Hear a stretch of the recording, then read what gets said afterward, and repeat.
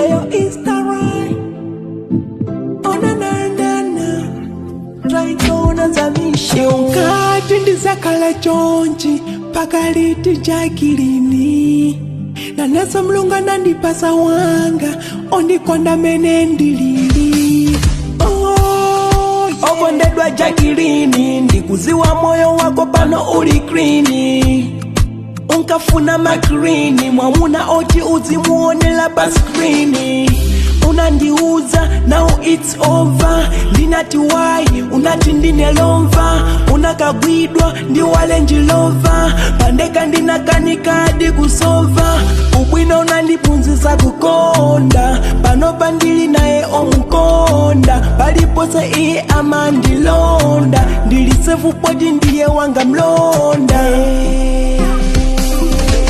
How are you?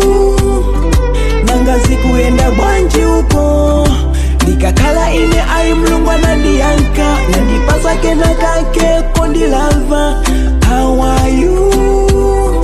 Nanga zikuteka bwanji uko nangoimba nyimbo kukupasila moni kuti hello ndati hello nangoimba nyimbo kukupasila moni kuti hello tiunkati ndizakala chonchi pakaliti jakilini na nasa mlunga nandipasa wanga ondikonda mene ndilili suna la kwisa kutensai punga wa myala unkandijesai ndili na iwe misozi ndikakesai bawansa mabluntiki omunkandijesai panopa ndinapeza wachikondi sitingasiyane palisong bondi mamvelamvela nasiya ndine gondi mumudima amawala ndiye tochi namvela kwanzako ujalidia unapanga posted pa social media tunzu zatu zonse zakale zijawai wala momwe unandinyozela muja.